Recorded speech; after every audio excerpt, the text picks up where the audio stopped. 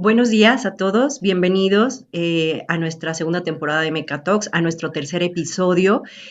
Hoy tenemos un invitado fabuloso también y en un momento más se los vamos a presentar.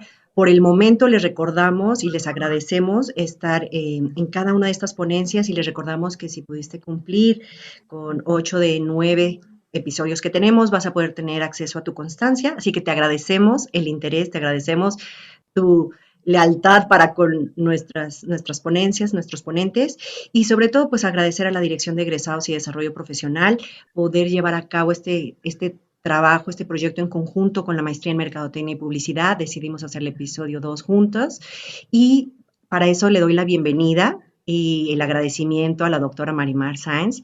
Gracias, Marimar, por estar aquí colaborando siempre en conjunto, excelente disposición, y te doy la palabra para que tú puedas presentar a nuestro ponente. Adelante. Claro que sí. Buenos días a todas y a todos. La verdad es un gusto tenerlos aquí en nuestro tercer episodio, trabajando en colaboración, como creo que se debe de hacer en estos tiempos, con la doctora Lynn Moreno, en la maestría de Mercadotecnia y Publicidad. Y bueno, para no alargar más la introducción, presento a Jorge Rendón. Voy a leer de manera muy breve su semblanza, y terminando su semblanza, te daré la palabra, Jorge, para que arranques. Permítanme tantito. El maestro Jorge Rendón Riva, comunicólogo por la Universidad Iberoamericana, cuenta con un máster en comunicación social por la Universidad Complutense de Madrid, doctorando en comunicación y pensamiento estratégico en el CADEC. Ha colaborado como consultor y asesor de comunicación y relaciones públicas en el sector público y privado. Comenzó su carrera profesional en la Agencia de Relaciones Públicas CIMAT Consultores, donde llevó la comunicación institucional, organización y relaciones públicas de Bimbo, Universidad Veracruzana, ILC y la Universidad del Valle de México. Fue socio director del grupo TRZ Comunicación, un conglomerado de empresas especializadas en producción audiovisual, eventos y comunicación estratégica. Se desempeñó como director de Mátrica Comunicación Avanzada, Agencia de Relaciones Públicas y Comunicación, donde desarrolló estrategias de comunicación e imagen organizacional, así como planes de relaciones públicas.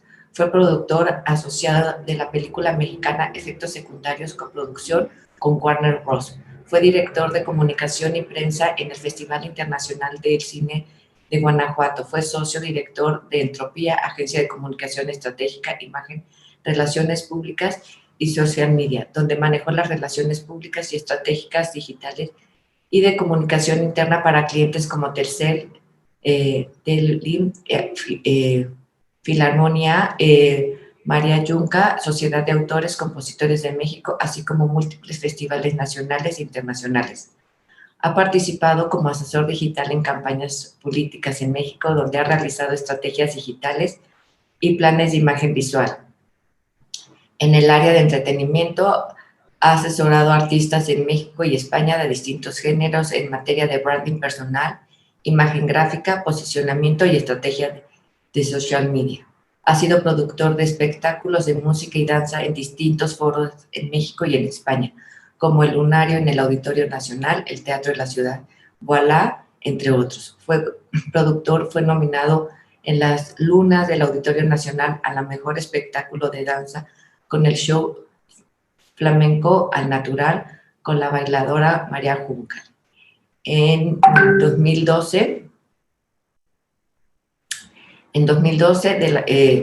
es director desde el 2012 de la Asociación Civil Cosmos Ciudadano, organización dedicada a la observación y análisis de fenómenos sociales en Internet y prevención de violencia en Internet. Como director de Cosmos Ciudadano, fue observador electoral del IFE, de la ONU, en las elecciones presidenciales del 2012, así como las elecciones estatales posteriores, en donde desarrolló herramientas de comunicación en materia de observación electoral. Fue asesor de Cinepark, de Cinépolis, de la producción Convivir más la prevención del bullying, del ciberbullying, así como asesor de la Secretaría de Educación Pública en temas de ciberbullying. Desarrolló y dirigió el Foro Internacional de Violencia Internet, un espacio para generar conciencia digital en México. Ha participado en foros nacionales e internacionales como ponente en temas relacionados con Internet y el social media. Fue locutor y productor de programas de radio Radio Ibero, Dixo, Radio Asir, Radio Centro y el Instituto Mexicano de la Radio. Fue conductor de programas de televisión por Internet y radio en un espacio de análisis de Internet y el mundo digital, y creador y productor del canal de televisión Internet Dixo TV. Con una experiencia de 15 años en el ámbito docente, impartido clases de licenciatura, maestría en el Centro de Estudios de Ciencias de la Comunicación, la Universidad Montolinia de Pedregal y el TEC de México, así como la Universidad Iberoamericana. No sé si le sigo Jorge, o falta un poquito más. Yo creo que con eso nos podemos dar una idea de la gran experiencia que tienes en este medio. Ya la verdad es que no quiero alargarlo más y yo creo que vamos a entrar en carnita, que es lo interesante, que es escucharte. Bienvenido, Jorge, y adelante. Muchísimas gracias, Marimar. Muchísimas gracias, Aline.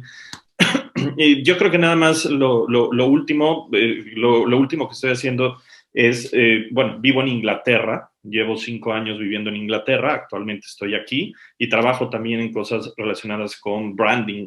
Estoy como socio de una empresa de comunicación y comunicación digital que se llama Lata de Ideas. Bueno, más adelante les contaré, tenemos un podcast que hacemos y entrevistamos mexicanos en el extranjero. Entonces, es parte de la actividad. Les agradezco mucho que me hayan invitado a hablar y a reflexionar un poco acerca de estos temas. Justo cuando estaba pensando en esta plática, cuando hablábamos de medios digitales, redes sociales, quién controla a quién, pues definitivamente no pude dejar de pensar que hay dos perspectivas desde el marketing, desde las cuales se pueden analizar las cosas.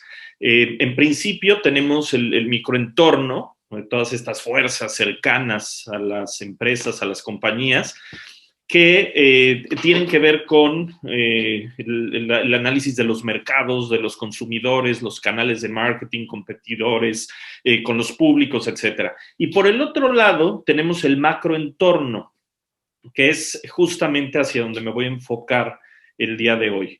El macroentorno, que tiene que ver con todos esos factores externos que hacen que muchas de las decisiones de las empresas vayan cambiando. Nosotros no podemos controlar ese macroentorno porque está constituido por cuestiones demográficas, económicas, tecnológicas, políticas, todo lo externo que influye dentro de las empresas, dentro de las organizaciones en general, tiene que ver con este macroentorno.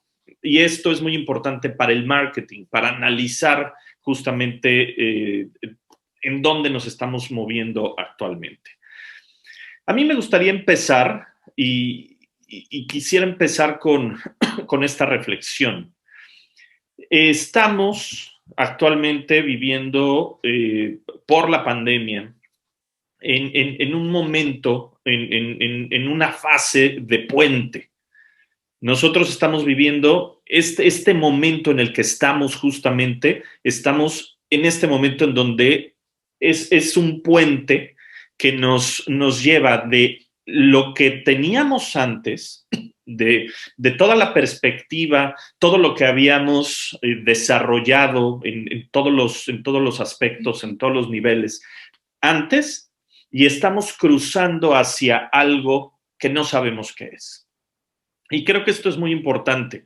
De pronto empezamos a ver que se vislumbran algunas perspectivas y se vislumbran probablemente algunas perspectivas más claras que otras. Y todo esto depende del país en donde estemos, depende de la situación política, de la situación económica. A veces nos toca cruzar un puente que está un poco destartalado, como ese puente colgante que vemos a la izquierda. Probablemente vemos otros puentes en donde la perspectiva no nos queda tan clara. No sabemos si vamos a cruzar y llegar a donde estábamos o vamos a ver una realidad totalmente diferente. Y ese momento en el que estamos, el momento del puente, ¿no? Por ahí hay alguna imagen incluso en donde no hay puente. Y hay otros puentes que están mucho más estructurados. Y esto lo vemos dependiendo como les comentaba, del país, de la situación, del contexto económico en el que estemos, el contexto político. Hay muchos países que han construido estos puentes y ya incluso se acercan al cruce, y hay otros que falta. Que nos falta un poco. Entonces, bajo esta reflexión, estamos en este camino en donde han cambiado definitivamente las cosas. Están cambiando, hay nuevas tendencias, hay nuevas perspectivas y pasaron un montón de cosas relacionadas con el ámbito digital. Podemos ver, por ejemplo, que hay opiniones que dicen que la pandemia aceleró la tecnología entre 5 y 7 años, ¿no? Esto se dijo en el Consumer Electronics Show, un evento muy importante que se acaba de desarrollar. También el Foro Económico Mundial habla de que en el 2025 el empleo se robotizará, ¿no? Y será tan común como el humano. Sin embargo, hay una parte muy importante. Por ejemplo, la jefe de la plataforma digital de LinkedIn dice que el trabajo del futuro es digital, pero también humano, sin perder esa perspectiva. Evidentemente, en el momento en el que planteamos que la perspectiva laboral será un poco más digital, un poco más tecnologizada, esto pues puede producir algunos efectos como la pérdida de empleo, pero también hay cuestiones positivas, porque es, por un lado, pérdida de empleo, pero por el otro lado se sustituirán algunos de los trabajos por algunas actividades que tienen ese componente digital. Entonces, esas nuevas habilidades serán mucho más cotizadas, ¿sí? Estamos en este proceso de tecnologización. También un informe del Foro Económico Mundial estima que para el 2025 habrá una pérdida, fíjense, de 85 millones de empleos, pero se habrán generado 97 millones. Y esto se va a dividir entre esta parte, entre máquinas, humanos, algoritmos. El 84% de los empleadores, también son datos que son importantes y son alentadores, sobre todo, el 84% de los empleadores dicen que tienen la intención de retomar los procesos del trabajo, bueno, con un 44% de forma remota, ¿sí? Pero muchos de ellos están como en la idea o como en la intención de digitalizar todos estos trabajos. Entonces, estamos viendo que se están analizando, se están valorando muchas de estas cosas. Esto lo tenemos dentro de la perspectiva de este macroentorno. Ahora, ¿qué pasó? ¿Qué ha pasado con la vida online?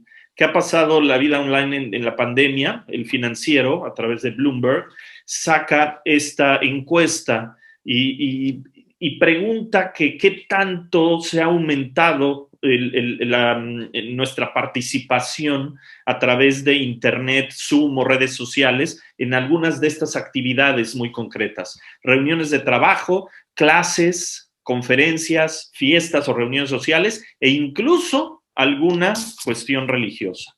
Entonces, sí vemos que definitivamente ha generado un aumento. Definitivamente vemos que ha pasado de mayo del 2020 a febrero del 2021 a incrementarse. Se registra un incremento, es obvio, es lógico, y muchos de estos procesos, les comento, están mutando y se están volviéndose híbridos. Y lo vamos a ver un poco más adelante. Hay una hibridación, ¿no? Entre algunas de las actividades en la parte offline y en la parte online. Ahora, otro de los puntos importantes que hay que mencionar dentro de este macroentorno es qué es lo que está pasando con las redes sociales. Y seguramente muchos de ustedes ya lo saben, ya lo conocen, pero a lo mejor no teníamos esta perspectiva tan amplia. ¿Qué es lo que está pasando con las redes sociales? Pues tenemos a prácticamente 10, 12 empresas que son las que llevan el monopolio de las redes sociales. Y ahí es muy interesante ver, por ejemplo, cómo estas 12 empresas que son dueñas de todas las demás, podemos ver que, por ejemplo, Apple adquirió Shazam y lo hizo por $400 millones, o que Facebook es dueña de Instagram, de WhatsApp, Microsoft compró hace poco LinkedIn, tiene Skype, MSN, Bing, y estamos viendo incluso como Skype también está por ahí. Estamos viendo que muchas de estas empresas complementan parte de los servicios que ofrecen con otras redes sociales. Entonces, si tienen un poco de paciencia y de curiosidad por ver cómo se forma este esquema, vamos a ver que Facebook, y vean, si seguimos la línea, todas las empresas que tiene Microsoft, en fin, son los grandes grupos, eBay, Amazon. Esta perspectiva, al fin y al cabo, cuando hablamos de esta perspectiva de empresarial, se vuelve, al final de cuentas, un monopolio. Y también, dentro de lo que tenemos que ver, es cómo las autoridades en Estados Unidos están acusando a Facebook, a Amazon, a Google y a Apple de monopolios. Hay una demanda en Estados Unidos por monopolio. Son, al fin y al cabo, acusados de abusar de esta posición dominante en sus mercados, de establecer algunas de las reglas y de los precios para que dentro de la parte del comercio electrónico, búsquedas de las redes sociales, de la publicidad en línea, por ejemplo. Se habla de que el Congreso de Estados Unidos ha dicho que, por ejemplo, Amazon se le acusa de que sirve como plataforma comercial que usan muchas empresas con las que al mismo tiempo compite al actuar como vendedor. Entonces, por ejemplo, a Facebook. Facebook habla de que tiene un poder monopólico en el mercado de las redes sociales, que la empresa ha mantenido la estrategia de adquirir, de copiar las posibles amenazas que surjan en torno a lo que ellos hacen. En el caso de Google, también se le acusa de monopolizar las búsquedas, ¿no? De la publicidad online por medio de prácticas anticompetitivas. Y Amazon, lo que les comentaba, un poco de actuar como juez y parte. Apple, el monopolio a través de la tienda de aplicaciones para crear barreras a la competencia y sacar a los rivales que tienen. Ahora, esto es lo que dicen el Congreso de Estados Unidos. ¿Qué dicen las empresas al final? ¿Qué es lo que están haciendo? ¿Cómo justifican esta actividad? Y por un lado, por ejemplo, Google, en Google se justifica que ellos tienen servicios como Google Maps y Gmail y hablan de que ayudan a miles y millones de personas en sus labores cotidianas, y además que han invertido miles de millones de dólares en investigación y desarrollo para crear toda esta infraestructura, para mejorarla también. Amazon dice, ok, yo, si no existiera, podría tener un efecto de dejar fuera a muchas de las tiendas en línea de millones de comerciantes independientes. ¿sí? Entonces, al final, o sea, tengo una labor hasta social importante. Apple, ellos dicen, pues sí, a través de la tienda de aplicaciones que tenemos, hemos desarrollado nuevos mercados, nuevos servicios, nuevos productos, incluso que antes ni siquiera pensábamos, no se pensaban anteriormente, y se han expandido, se han desarrollado muy bien. Ahora, Facebook, en cuanto a Facebook, ellos rechazan, por ejemplo, que al haber comprado Instagram o al haber comprado WhatsApp, esto sea anticompetitivo, ¿no? Porque ofrecen una gran variedad de productos, de servicios a millones y millones de personas. Entonces, por un lado es lo que están diciendo las empresas y por el otro lado de lo que se les están acusando. Ahora, hay una parte que es muy importante aquí. Seguramente esto no va a tener ningún efecto en estas grandes empresas, porque cuando pase el tiempo para que la posible demanda fructifique, tanto Google como Facebook, Amazon o Apple ya se van a haber reinventado y van a haber modificado de lo que se les acusa. Entonces, al final no van a fructificar estas demandas. Por otro lado, cuando hablamos de este macroentorno, pues tenemos el caso que también se debatió, se discutió muchísimo en torno a la censura que se le hizo al expresidente Donald Trump. Fue una censura a través de redes sociales que suspendieron por un momento las cuentas del expresidente y al fin y al cabo lo acusaban de haber incitado a la violencia. Esto es todo una temática, porque por un lado está la perspectiva de la libertad de expresión absoluta y por el otro lado de las mismas políticas que tienen las compañías, ¿sí? Cada una de las empresas que tienen las redes sociales, que como vemos son monopolios, son 12 las que tienen todo el control y la información, porque esto también es importante decirlo, en el momento que estas empresas pertenecen a un mismo grupo, pues también la información está dividida entre todos ellos.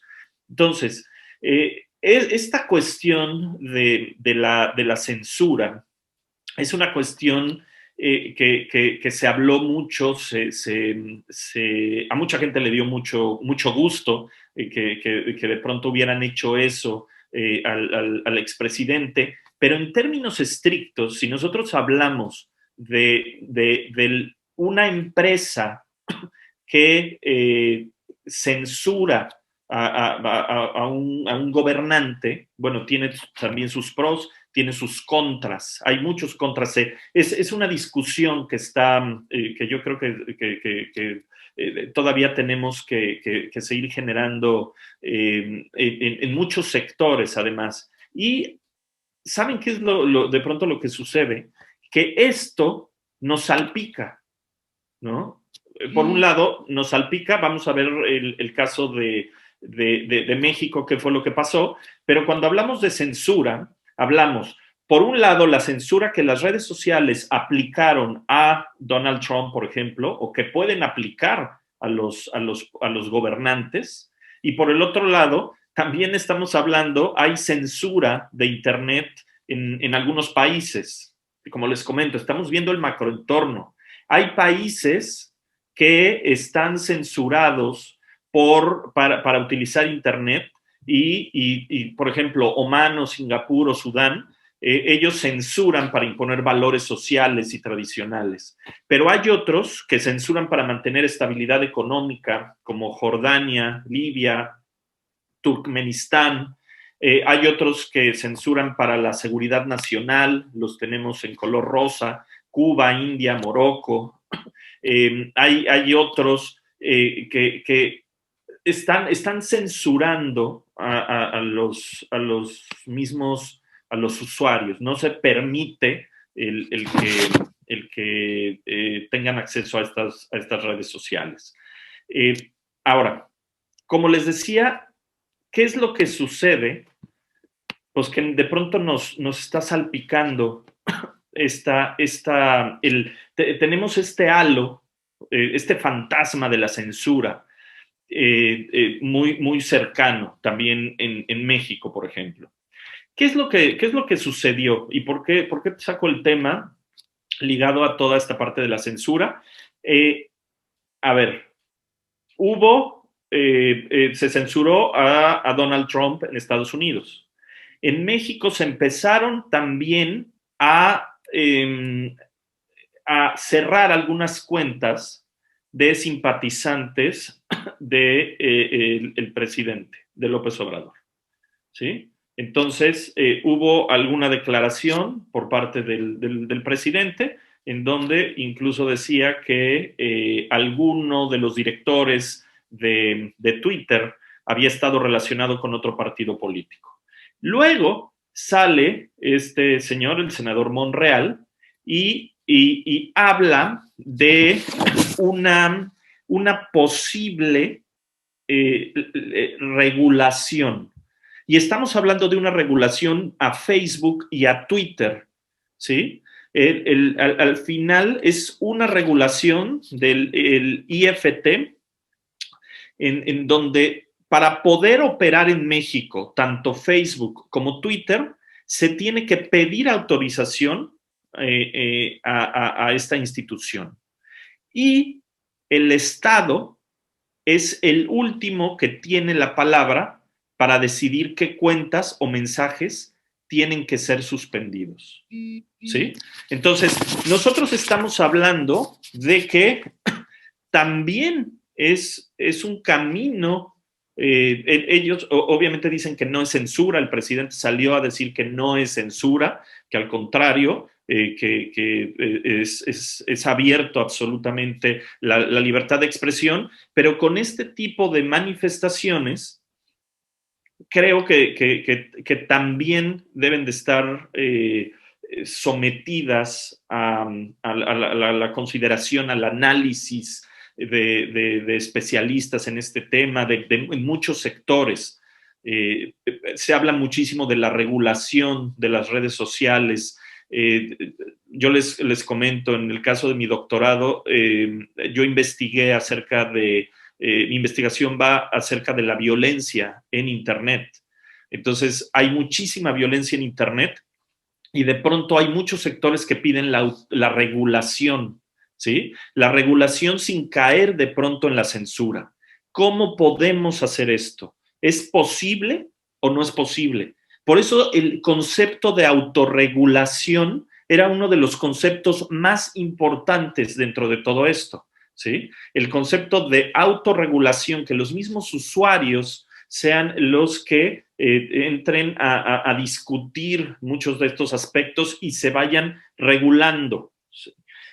Creo, y aquí hay muchos puntos de vista y tendríamos que someterlo un poco a discusión, ver pros, contras, un poco el debate acerca de este tipo de cosas, porque también estamos hablando que, por ejemplo, cuando se cometen acciones violentas, a veces se incurren en delitos, son delitos, entonces ¿se debe de regular? No se debe de regular. Sin embargo, no voy a entrar más en esto, solamente volvemos a lo mismo. Dentro de ese macroentorno de Internet, de las redes sociales, vemos estas cosas que acaban de suceder, además, están sucediendo. Por otro lado, otra de las cosas que hemos visto es esto. Seguramente ustedes lo vieron o seguramente ustedes se asustaron un poco en términos de las políticas de privacidad de WhatsApp, que no aplicaban en Europa, por ejemplo, pero las políticas de privacidad que iba a aplicar WhatsApp, se hablaba de que se iban a compartir información con redes, con Facebook, por ejemplo, que al fin y al cabo son parte del mismo grupo. WhatsApp emite un comunicado en donde dice que no se preocupen, que esta política de privacidad no va a aplicar, les da un poco de miedo y lo alargan un poco. Y sobre todo porque tienen razón, hay una justificación a todo esto y parte de la justificación es el resultado. Vean lo que sucedió. O sea, al final hubo un éxodo masivo de usuarios hacia cuentas como Telegram y Signal. Entonces, estamos hablando de que incluso Telegram dio este comunicado. Telegram superó los 500 millones de usuarios activos. 25 millones de usuarios nuevos se unieron en las últimas 72 horas. 38 de Asia, 27 de Europa, 21 de América Latina y 8% de Oriente Medio y norte de África.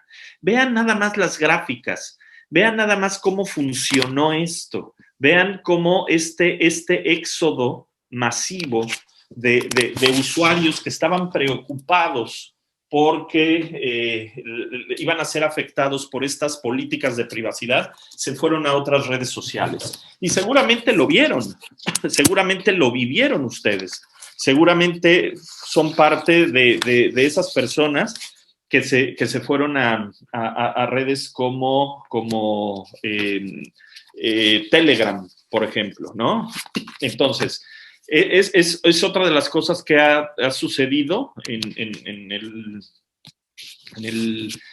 los últimos días, prácticamente en las últimas semanas. Comercio electrónico, otra de las grandes tendencias. ¿Qué pasa?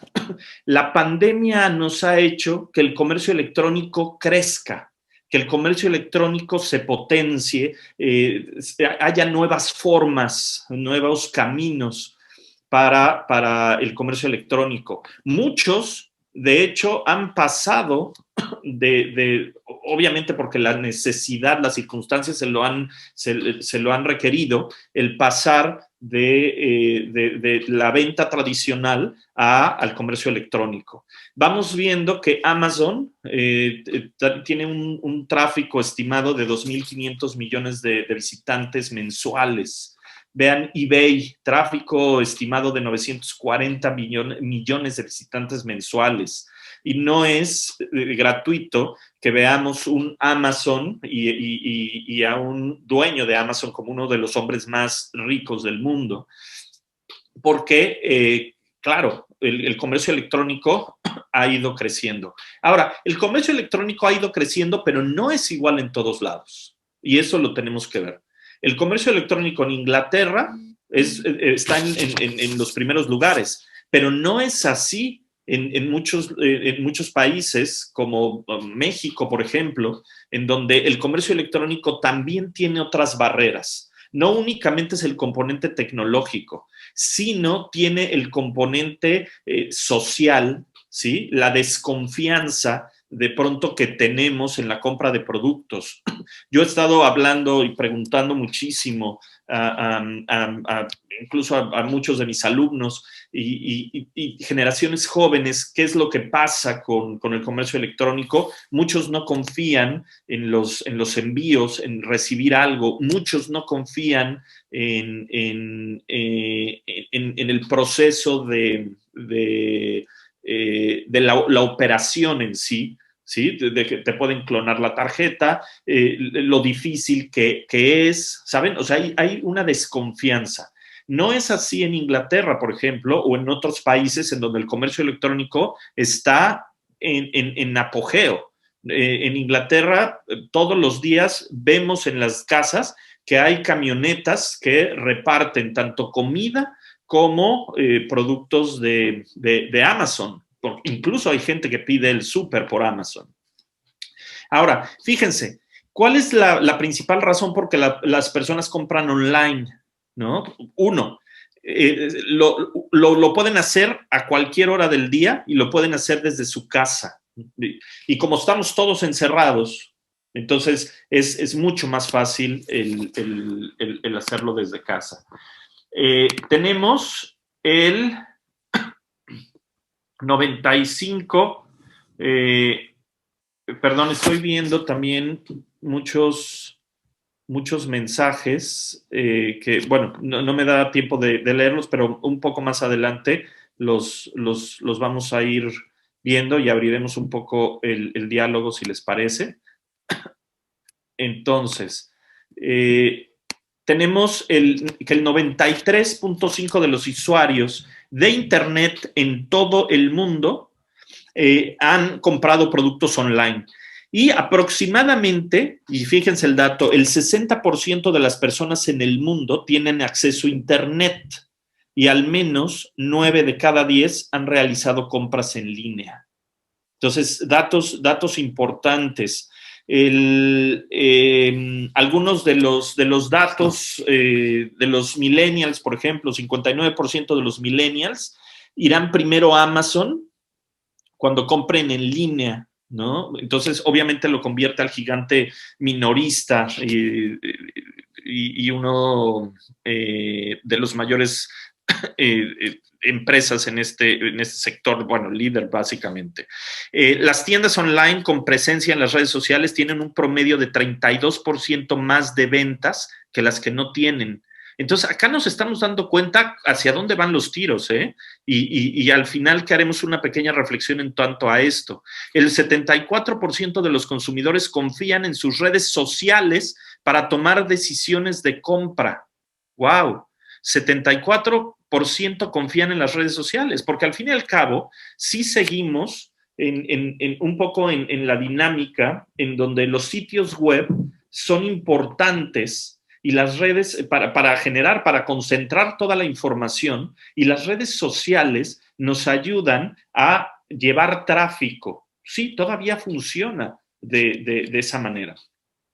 El 53% de los propietarios de teléfonos inteligentes y tablets compran en aplicaciones específicas a una empresa. Es decir, eBay o Amazon han desarrollado sistemas para que se pueda comprar a través de los teléfonos y la experiencia sea sensacional, para que sea una gran experiencia de compra.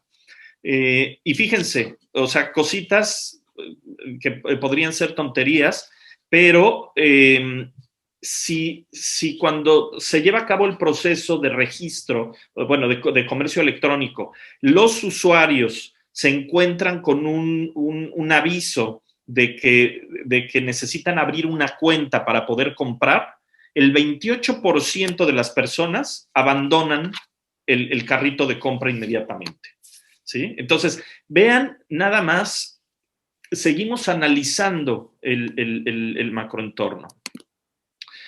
Por supuesto, estamos viendo que las redes sociales que son líderes en el mercado, indiscutiblemente sigue siendo Facebook por la cantidad de millones de personas que están en esto. Facebook, tenemos YouTube, es otra de las redes en segundo lugar, WhatsApp. Por eso estaba en los primeros lugares, y por eso fue uno de los terrores en el momento que se empezó a ir todo mundo a otras redes sociales. Estamos hablando de redes, por ejemplo, TikTok también tiene muchos usuarios. Han crecido a raíz de la pandemia también, obviamente, por estar en casa. Twitter todavía está, vean la cantidad de millones de personas que hay en cada una de las redes sociales. ¿Y qué motiva a las personas a usar las redes sociales? Pues depende mucho de la edad, depende mucho del tipo de usuario, ¿sí?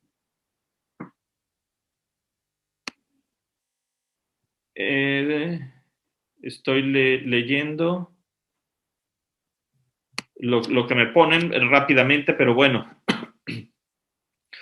Vean, sobre todo el encontrar diversión, el encontrar entretenimiento. Esto es uno de los principales motivadores que usa la gente. También el hacer networking con otras personas, ¿no? El gastar tu tiempo libre, buscar algunos productos para comprar. Vean cómo va, cómo va los intereses, ¿no? Encontrar algo divertido. Sobre todo se hablaba de que en Internet y las redes sociales el consumo de entretenimiento era algo muy importante. ¿Sí? La gente también veía noticias a través de las redes sociales, era otra de las funciones, ¿no? Entonces, compartir videos con otras personas, estar en contacto con alguien más, actualizarte. En la pandemia, prácticamente las redes sociales nos han servido para estar informados de lo que está pasando, son compañía, por ahí dice alguien. Y sin embargo, también nos han generado el estado de estrés, el estado de miedo que de pronto tenemos, porque hay muchos contenidos que son falsos, las fake news, muchos contenidos que incluso nosotros mismos transmitimos a los demás sin verificar que la información sea correcta. Hay muchísima desinformación y el miedo también provoca cosas en las personas. También de pronto, digo, a los que nos ha dado COVID, vamos, yo recuerdo en algún momento cuando me dio, estaba yo revisando todo el tiempo las redes sociales y llegué a estar en un estado de estrés impresionante, porque lo consideraba yo como una ruleta rusa, ¿sí? Que no sabías si te iba, si se te podía complicar, si no se te podía complicar. Era el miedo también te generaba un estado de estrés, de angustia, y eso es lo que está pasando actualmente. Sí, por ahí dicen, sí, alguien que el COVID nos va a dar a todos, es inevitable. Bueno, vienen las vacunas, que también es algo de pronto alentador, pero también depende de las estrategias de vacunación del país, de la política, ¿sabes? Ese es un poco el problema. Ahora, después de que vemos esta información, fíjense,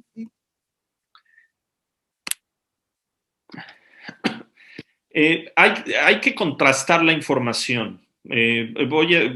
Vamos a hablar un poco más adelante de las fake news, y de pronto preguntan cómo sacarla, cómo saber si una página es real. Sí, de pronto podemos darnos cuenta. Yo he tenido oportunidad de hablar con algunos periodistas de este tema de fake news. De hecho, si quieren en algún momento encontrar información de mexicanos que están en el extranjero, pueden ir al podcast de En Contraste México, que está en Spotify. De ahí hay mucha información de muchos mexicanos que están en el extranjero y que están tratando de entender estas temáticas. Fíjense qué buena gráfica esta. Fíjense, esta gráfica está increíble, porque lo que hace es dividir a las redes sociales dependiendo de las actividades, ¿sabes? Redes sociales que ayudan a la marca, redes sociales para la interacción social, nada más, redes sociales para todo, para música, para eventos, live stream, para todo. Y vean cómo están divididos, ¿no? Redes sociales que tienen video, redes sociales que son educativas, redes sociales que prácticamente abarcan todo el espectro social. Entonces, es algo muy interesante, y desde la perspectiva de marketing, creo que esta información nos ayuda, ¿no? Es una gráfica que saca una empresa, ¿no? Es Conversation Prince 5.0, pero bueno, es como para que nos demos una idea de lo que está pasando. Dice, eso es uno, pero me parece que es... Ok. Bueno, ahorita lo vemos. Y vean esto, que también este es otro de los puntos importantes dentro de de este macroentorno y lo que pasa en las redes sociales. Estamos hablando de los datos, los grandes datos. ¿Qué pasa con esto?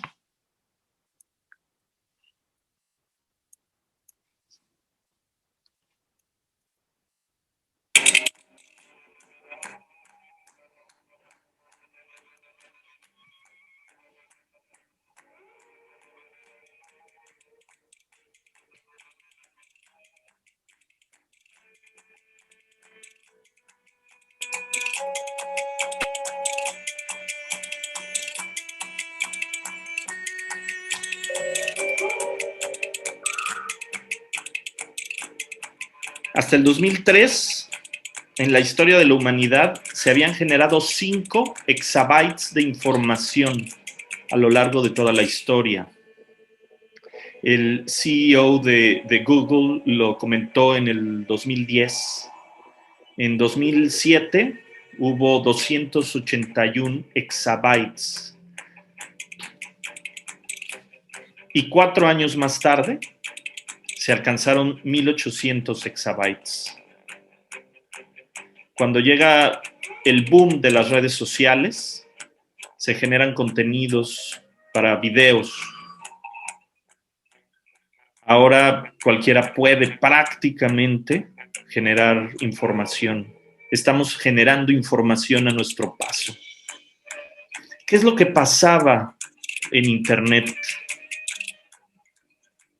En un minuto en Internet se veían hasta 97,222 horas de video en Netflix. Se veían 4,300,000 videos de YouTube. Se enviaban 473,000 tweets. Se hacían 176,220 llamadas de Skype. En Instagram se posteaban 49,380 fotografías. Un minuto en Internet. Y Spotify reproducía 750,000 canciones. Datos, información que vamos dejando a nuestro paso por todos lados. Y por supuesto que la información seguirá aumentando. Se habla de que, de acuerdo con la conexión, la movilidad, se estiman 30 terabytes de información al día por coche.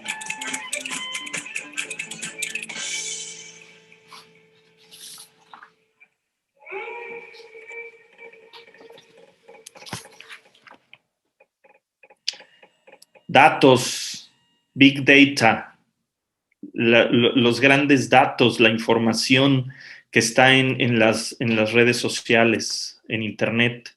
¿Qué compañías son las que tienen al final más información sobre ti? Fíjense, Facebook recoge un 70,6%, Instagram 58,8%, Tinder, Grindr, Uber y algunas otras redes, Strava, Tesco, Spotify. Fíjense cómo las compañías, las grandes compañías de Internet, que son monopólicas, comparten, tienen información sobre nosotros. Y ahora, una vez que tenemos el entendido de que las redes sociales, de que en Internet hay mucha información sobre nosotros, ahí justo es cuando empezamos con el debate de quién controla a quién tiene el control. Realmente toda esta información que está en Internet, que generamos, parte de esa información la generamos nosotros y parte de esa información la generan otras personas. Vamos a ver, estamos hablando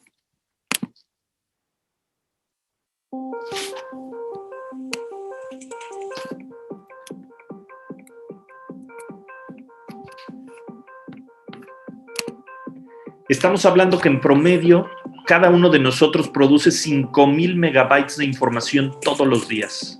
Y esto es por geolocalización, por reconocimiento facial, estatus, imágenes, video, búsquedas, compras. Todos estos elementos van dejando esta metainformación.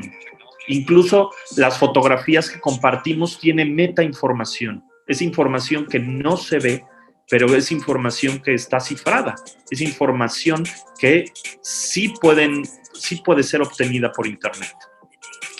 Por un lado, nosotros dejamos esa información, pero por el otro lado, esta gran información también lo producen los demás.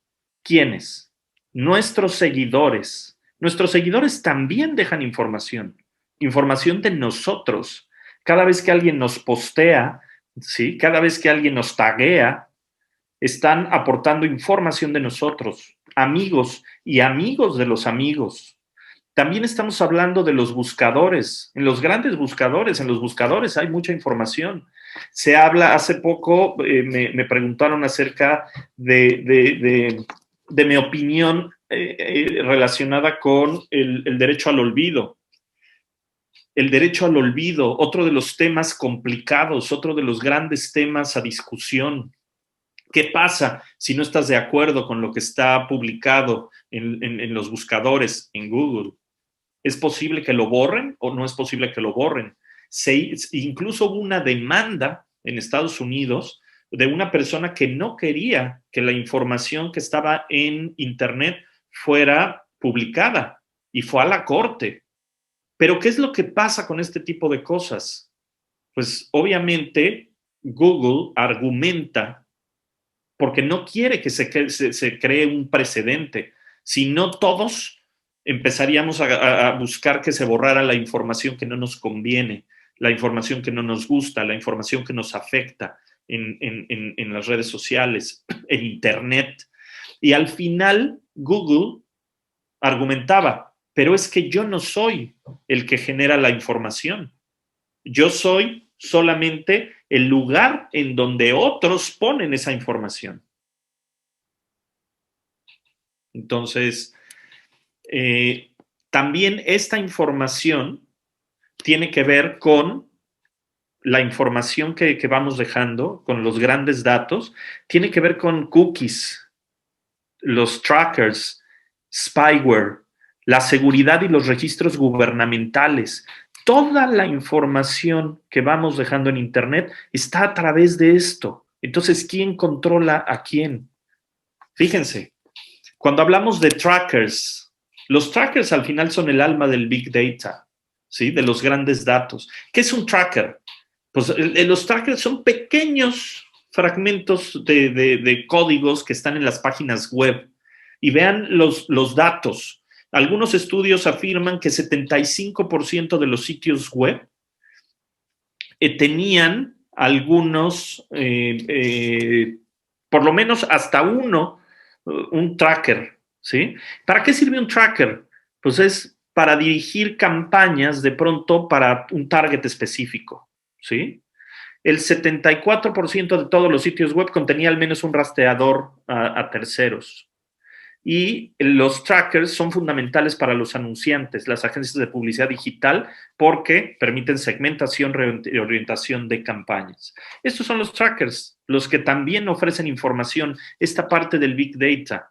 Pero por otro lado, también están las cookies, que estamos mucho más familiarizados con cookies.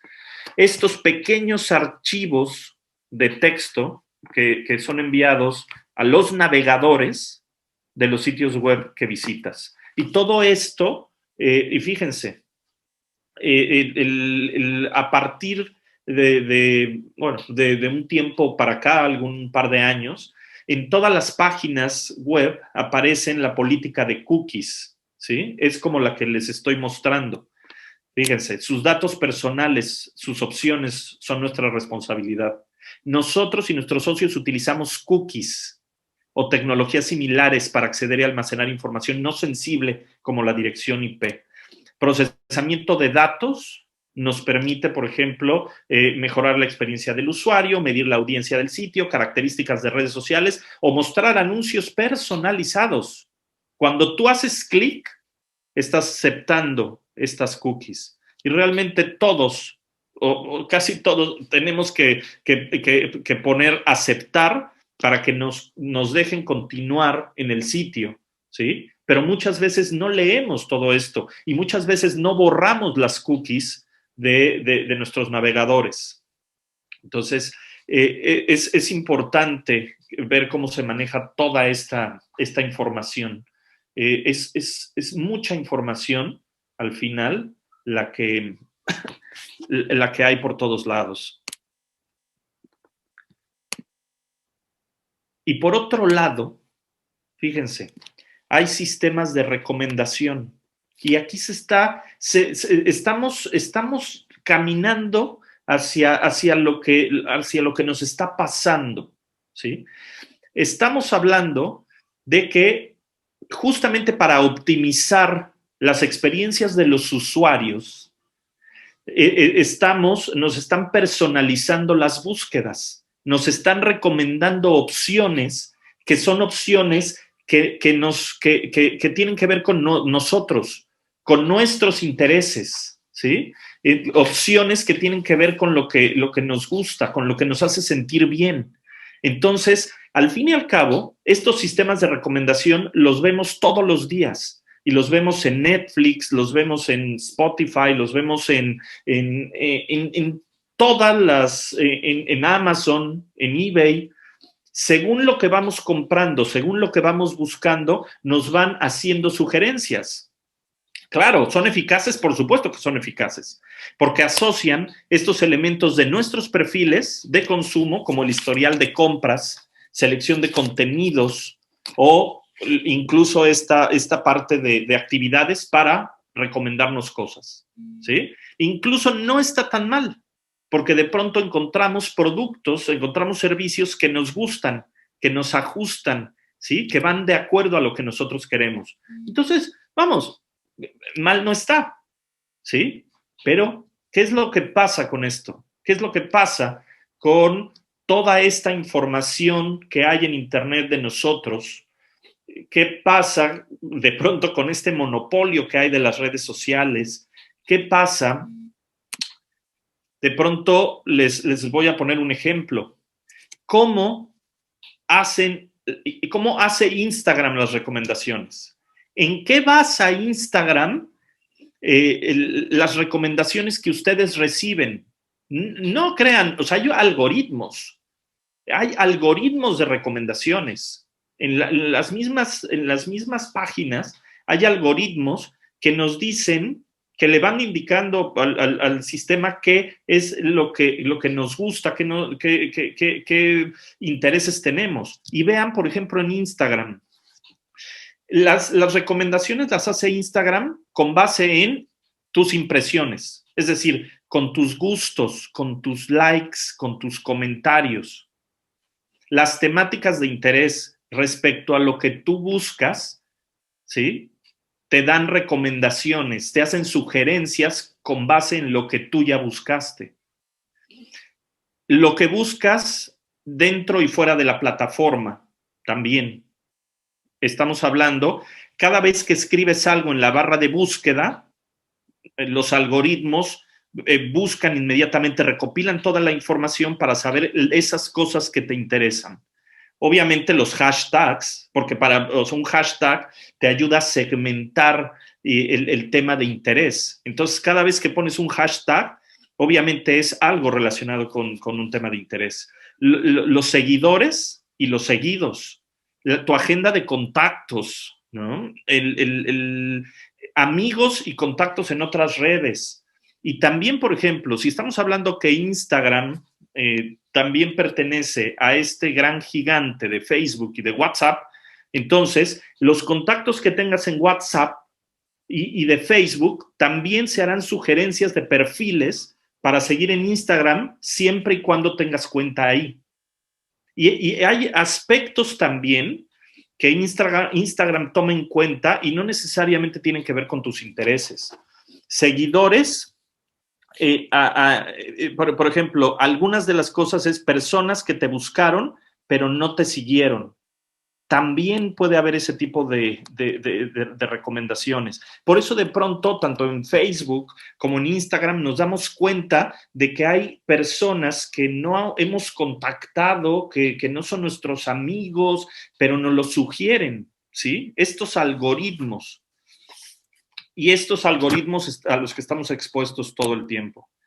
Y fíjense que hay un autor, es un autor que se llama Eli Pariser, que habla del filter bubble, ¿sí? De la burbuja, del filtro burbuja. Y esto es realmente una reflexión en torno a lo que les acabo de mencionar.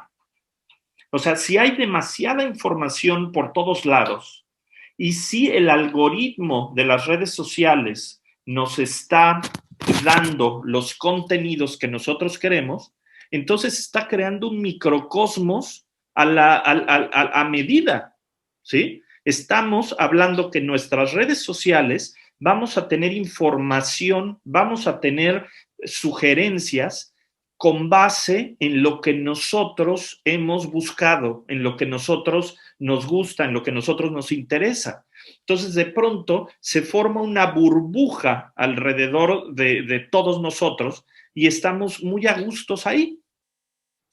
Estamos muy a gusto y de pronto a mí me llama la atención y me acuerdo de un comentario que hizo Mark Zuckerberg que dijo, saber que una ardilla muere en tu jardín puede ser más relevante para tus intereses que saber que gente muere en África, ¿sí? Estamos hablando de que las comunidades se segmentan por intereses y entonces la segmentación y los algoritmos están haciendo que vivamos en esta burbuja que incluso es una burbuja que es burbuja ideológica, porque no únicamente tiene que ver con los productos o con los servicios que nos gustan y que nos van a proponer, sino también tiene que ver con cuestiones ideológicas, con las cuestiones de consumo cultural que tenemos.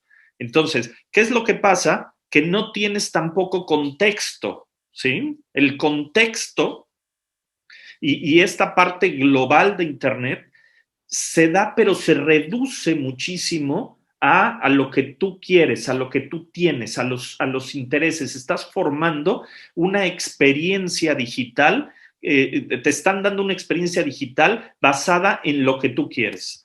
Yo lo acabo de hablar esto con un amigo y él me decía, pero a mí está perfecto porque yo cada vez que me meto a mis redes sociales me proponen música y yo amo la música y es lo que quiero. Pues eso se construye de esa manera. Estás hablando de que es una esfera adaptada a ti precisamente. Y está bien. Hay muchas personas que están haciendo búsquedas en Internet y los resultados no van a ser iguales. Y lo mismo en las redes sociales. Los resultados que te aparecen no van a ser iguales. Y yo les digo, en TikTok, por ejemplo, en TikTok, lo que te aparece a ti va a ser diferente a lo que me aparece a mí. Y estoy hablando de una red social por hablar de una red social. Entonces, a mí me llamó mucho la atención porque yo en TikTok en algún momento vi un video de un animal que se comía otro animal, ¿sí? Que no soy partidario de ese tipo de contenidos. Y ahora resulta que todos, bueno, no todos, pero un porcentaje importante de los videos que me llegan en TikTok son de animales comiendo animales. Yo digo, madre, ¿cómo? ¿Y ahora cómo hago para librarme de eso, no? Porque no es lo que yo quiera ver. O sea, eso no es lo que yo quiero ver. Entonces, estas burbujas ideológicas, estas burbujas, hay un libro que tiene este señor, Eli Pariser, que es de Filter Bubble. Si les interesa, léanlo, lo pueden encontrar en Amazon. Y en el segundo que sale el video saltas y te sugiere algo parecido, sí. Y bueno, ¿qué es lo que está pasando? ¿Qué es lo que va a pasar? estamos hablando de que Cisco, de fabricante de equipo de redes, habla de que el número de usuarios pasará de 3.300 millones actuales a 4.600 millones en 4 años. Fíjense, esto representaría más de la mitad de la población mundial según la previsión de la ONU, ¿sí? Para el 2000, de 7.800 millones para el 2021. Y a manera de conclusión y a manera de reflexión, yo les diría, 1, tenemos que buscar cómo vamos a adaptarnos, ¿sí? ¿Cómo vamos a adaptarnos a lo que viene, ¿sí? Empresarialmente, en materia de marketing, ¿cómo nos vamos a adaptar? Viene una parte muy importante, las tendencias. Hay que ver en la parte de innovación tecnológica, qué podemos hacer. Si nuestras empresas, si lo que nosotros queremos hacer, queremos emprender, va por ahí. Hay algunas pistas. En el último de los podcasts que hice, entrevisté a un gurú, a un mexicano que está en Silicon Valley y que se ha dedicado a videojuegos durante muchos años, Mario Valle.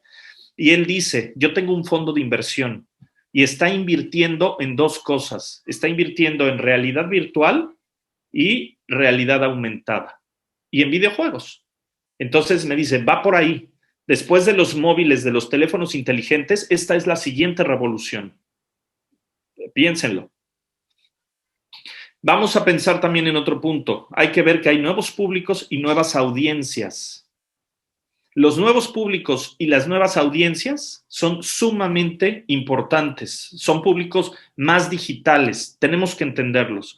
Hay nuevas estrategias de comunicación y de marketing que tenemos que pensar, que tenemos que valorar con base en lo que viene. Estamos en el puente, estamos en este puente, pero pronto cruzaremos. Vamos a ver muchos esquemas híbridos. Seguramente el futuro es híbrido, ¿no? Esta parte online y esta parte offline. Debemos de ser visionarios en búsqueda de esas oportunidades que nos abre el futuro. Y por último, y yo creo que muy importante, el generar conciencia digital, el tener conciencia digital. Y este es uno de los conceptos que a mí me gusta muchísimo. Creo que es necesario que tengamos conciencia digital, es decir, que veamos lo que implica, lo que hay en este macroentorno, lo que implica ser digital, ¿no? De qué manera se están cambiando los procesos, de qué manera los niños ahora están hiperconectados a las pantallas, de qué manera nosotros estamos también intercambiando o hibridando esta parte online y offline. Esta parte de ser conscientes de lo que está sucediendo y de lo que viene es uno de los grandes retos que tenemos. Muchas gracias. Jorge, muchísimas gracias por esta plática, la verdad, excelente. Muchísimos comentarios en el chat. Igual, muchas gracias a todos por su participación. No sé si nos dé tiempo de responder algunas o si de manera, no sé, 5 o 6 personas que quieran levantar la mano y que quieran hacerte una pregunta. Adelante. A ver, yo estaba tratando de seguir el chat, pero no me... Sí, no, es que sí hay muchísimos comentarios. Sí, no me fue posible. No sé si hay algún... ¿Cómo le hacemos? ¿Algún par de preguntas? Abramos de pronto la reflexión, ¿no? Ante todo esto. 3 participantes levantaron la mano. A ver, déjame ver. No veo. Denise Ríos, María Fernanda Castro y Roberto Arriola. Sí. Pues adelante, si quieres primero Roberto, luego CTE y luego Mariana Villanueva. Gracias, buenas tardes a todos. Jorge, muchas gracias por tus palabras. Una pregunta muy puntual. ¿cómo ves el uso de estas tecnologías de cara a la seguridad pública y el uso político del Estado para los próximos años? Mira, yo creo que son temáticas que tenemos que abrir a la discusión y abrirlas a la discusión desde distintas perspectivas y distintos ángulos. Obviamente, el poder realizar tal vez algunos foros de discusión respecto a esto con abogados, con mercadólogos, con comunicólogos, con politólogos, ¿sabes? Sería muy importante. A mí me preocupa la parte de la censura. O sea, la palabra censura me chirría muchísimo en todos los sentidos. Censura y control, ¿no? Regulación. Son dos palabras que en términos de manejo de redes por el Estado, ¿sabes? Me preocupan bastante. O sea, creo que tenemos que platicarlas. A mí me asusta un poco la propuesta del senador Monreal, ¿no? En el sentido de tratar de regular las redes sociales. Ahora, eso por un lado. Y por el otro lado, uno de los temas que no sacamos es, por supuesto, el de la seguridad, ¿no? De la ciberseguridad. Y creo que todo esto va de la mano con lo que yo decía al final. O sea, si generamos esa conciencia digital, ¿no? Para buscar ciudadanía digital, que es otro de los conceptos que también se abre y que va muy ligado con esto. Se hablaba al principio por ejemplo, de alfabetización digital y el concepto se queda corto. Sí tenemos que alfabetizar a la gente, pero el concepto se queda muy corto. Tenemos que buscar la ciudadanía digital y generar conciencia digital. Pero es un trabajo que implica que también el Estado quiera, ¿sabes? Yo trabajé muchos años en temas de violencia en Internet y uno de los principales problemas a los que me enfrenté es a la disposición del gobierno para echar a andar muchos de estos proyectos. Entonces, trabajo conjunto con gobierno para ver políticas públicas, con todos los demás. En una de esas de aquí sale un foro, ¿sabes? De aquí se deriva un foro en el que podamos hablar de todo esto. Este es el principio de una discusión riquísima, ¿no?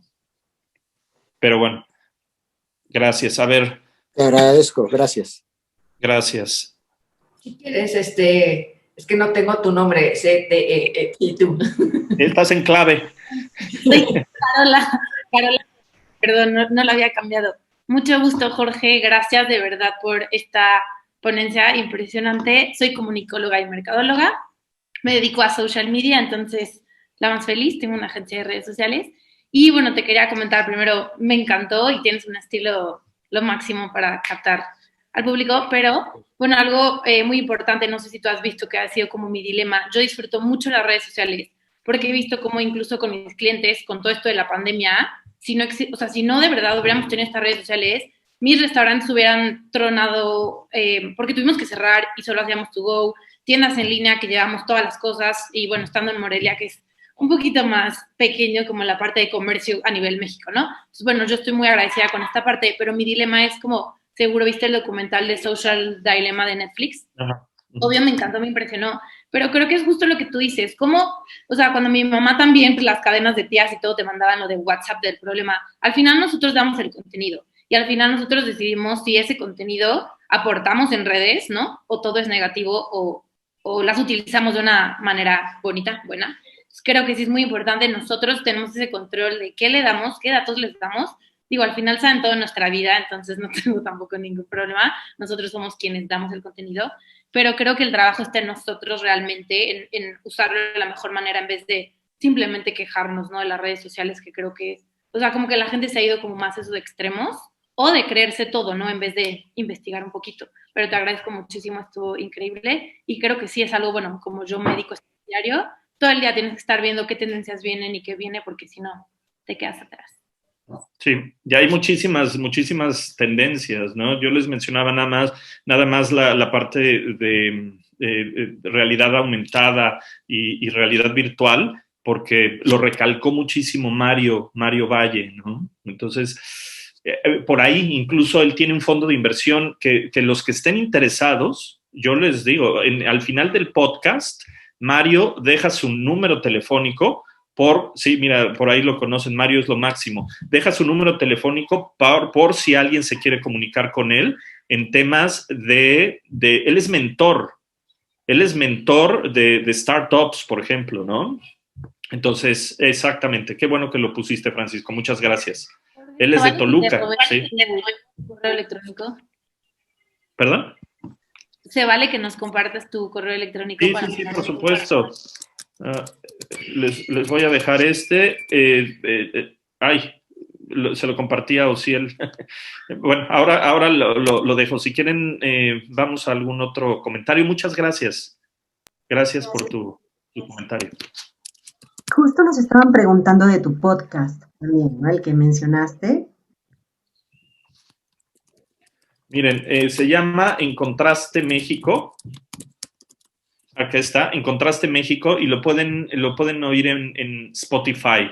Hemos tenido a muchos invitados hablando desde el Banco Interamericano de Desarrollo hasta cónsules, gente que hace cine, productores, en fin, creo que sería muy, muy importante si les interesa. Está Mario Valle, en fin, muchísimas temáticas que lo puedan oír. Sobre todo somos mexicanos que estamos en el extranjero y que estamos luchando ahí por promover también a nuestro país en el extranjero desde la distancia. A ver, ¿quién más? Javier, Mariana. Mariana. Mariana Villa y Javier Salas. Pues mira, yo, bueno, antes que nada, gracias por tu plática. Y yo justamente vivo en Madrid y soy abogada en México y en España, y precisamente acabo de iniciar ayer un curso para certificarme como delegado de protección de datos, porque me interesan muchísimo estos temas. Y te quería preguntar, ¿tú cómo ves el equilibrio, o cómo crees tú que debería ser el equilibrio, ya que tu tesis doctoral comentas que es sobre la violencia en Internet, por ejemplo, cosa que me parece súper interesante y me hubiera gustado escuchar más de ese tema? ¿Cómo controlas, por ejemplo, o cómo sancionas esa violencia si no hay un cierto control del Estado? ¿O hasta dónde tendría que haber ese control del Estado y hasta dónde dejarlo a la libertad del individuo? Yo también estoy muy en contra de la censura y a favor de la libertad de expresión, y uno de mis intereses en hacer este curso es precisamente más desde el punto de vista de los derechos individuales, de la defensa de los derechos humanos, del derecho a la integridad o al honor, por ejemplo, o a la libertad de expresión. Pero me gustaría mucho saber cuál es tu punto de vista en ese sentido. ¿Cómo podrías crear un régimen sancionador sin limitar en exceso las libertades individuales? Bueno, muchas gracias, Mariana. Aquí yo creo que hay algo muy importante, y tú que eres abogada lo puedes ver. Gran parte de la violencia en Internet es una extensión de la violencia offline.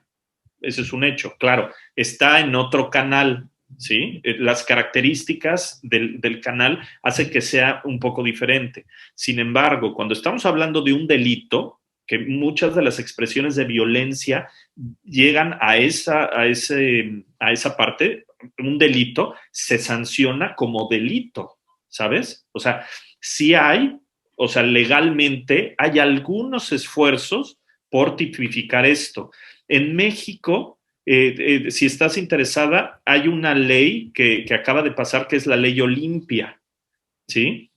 La Ley Olimpia justamente habla de el sancionar con, bueno, creo que hasta con prisión, a las personas que compartan imágenes o videos de otras personas, ¿no?, que tengan algún contenido privado o sexual o lo que sea, a los que las compartan sin el consenso, ¿sí? O sea, porque obviamente estamos hablando de pronto de expresiones como sexting, ¿no? El sexting es el compartir imágenes con cierto contenido sexual, pero eso es consensuado. Entonces, cuando hay ese consenso, no hay delito prácticamente.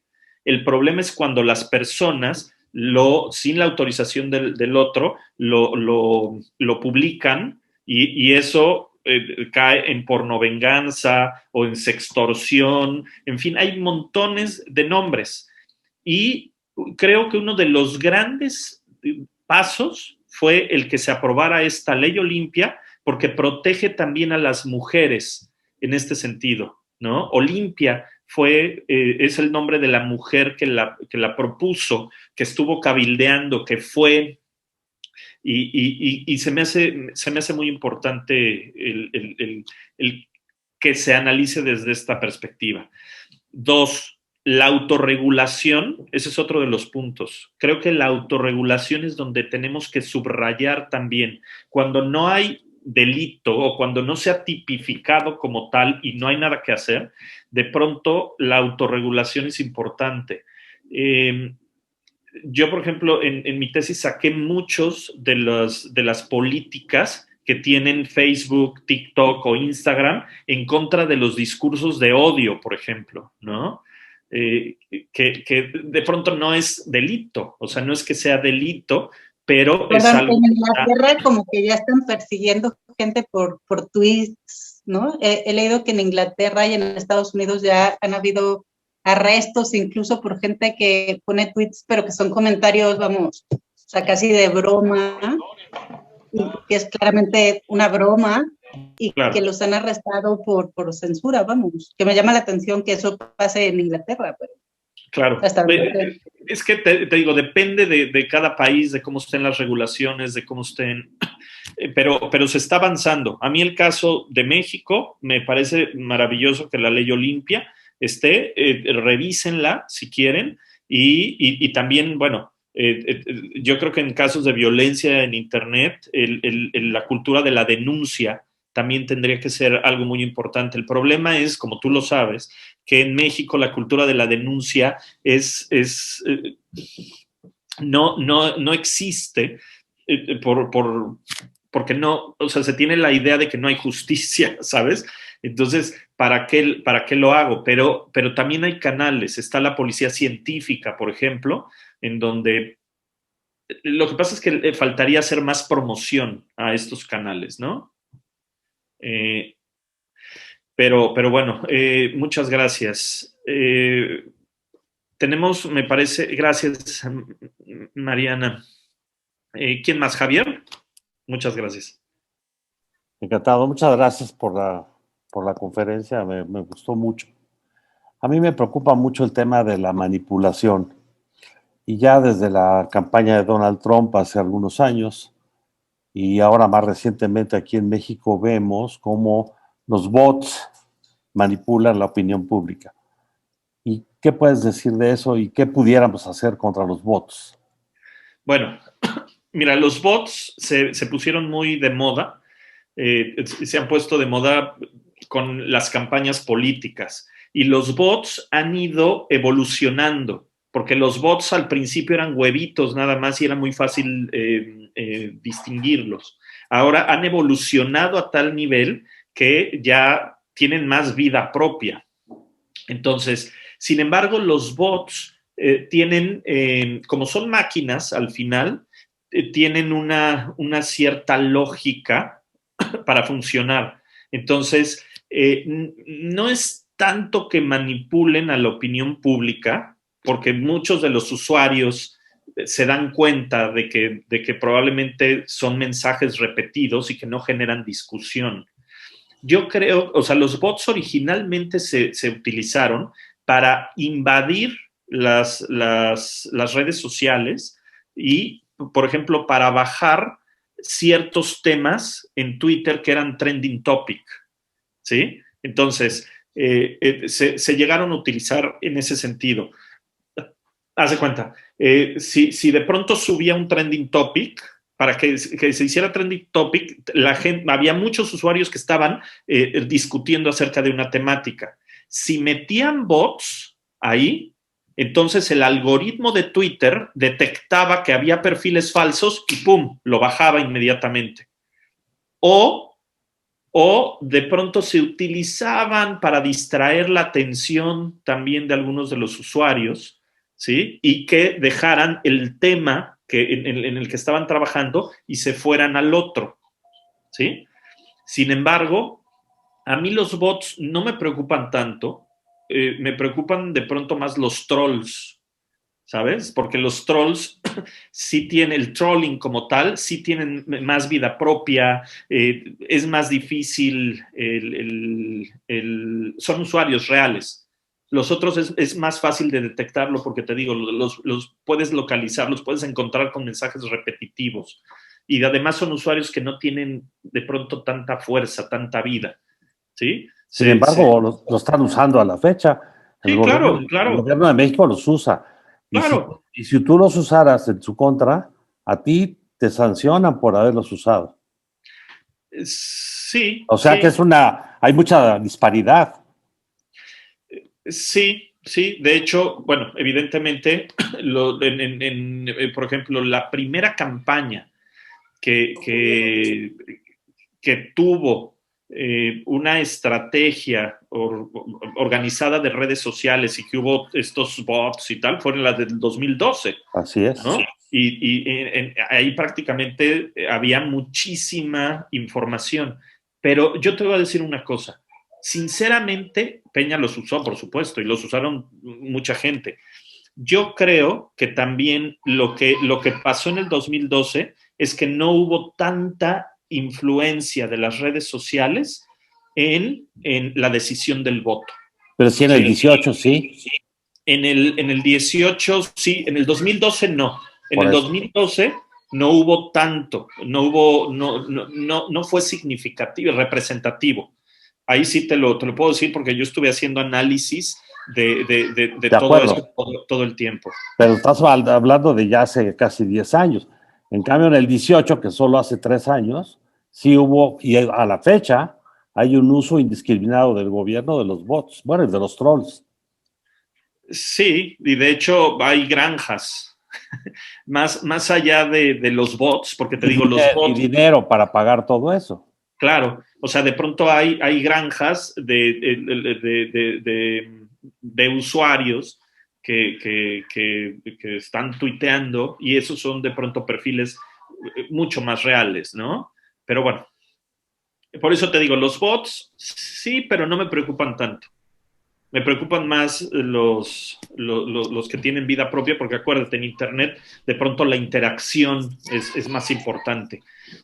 Y bueno, ya no quisiera meterme más a la parte política porque, o sea, hay muchísimas cosas para discutirlo. Pero bueno, muchas gracias por el comentario. Muchas gracias. Tenemos muchísimos comentarios y muchísimas preguntas, pero la verdad se nos fue el tiempo volando. La verdad estaba estimado para 60 minutos, ya llevamos 90 y te vamos a hacer llegar los comentarios que están divididos entre felicitaciones, muchísimas para ti, preguntas que podrás tener y algunos diálogos, conversación con los participantes también, lo cual nos da mucho gusto que pudieran dialogar entre ellos. Así que mejor vamos a mandarte todos estos comentarios. Jorge nos dio la autorización a la Dirección de Egresados y a la Maestría en Merca y Publicidad para subir el video, por lo tanto, les haremos llegar la página del canal de YouTube donde estará el video. Y pues voy a dar la palabra a la doctora Marimar para que te podamos leer tu constancia de agradecimiento. Muchísimas gracias. Muchas gracias, Aline, muchas gracias a todos y como dice Aline, estaremos subiendo la ponencia tanto en el espacio de YouTube de la maestría de Publicidad y Mercadotecnia, como también en la página web de egresados. Y bueno, la constancia, la Dirección de Egresados y Desarrollo Profesional y la coordinación de la maestría en Mercadotecnia y Publicidad otorga el presente reconocimiento al maestro Jorge Rendón Riva por su valiosa participación como ponente al ciclo de conferencia Storytelling con el tema Medios y Marketing, ¿quién controla quién? Y firma la doctora Lynn Morenos, firmo yo, y Ciudad de México, febrero 2021. Muchísimas gracias, Jorge. La verdad, un placer tenerte y los esperamos para el próximo episodio que lo estará dando Humberto Herrera con el tema de branding personal. No se lo pierdan y seguimos en contacto. Que tengan un excelente, excelente día. Muchísimas gracias a todas y a todos. Gracias, Marimar. Gracias, Aline. Gracias por escuchar. Hasta luego. Hasta luego.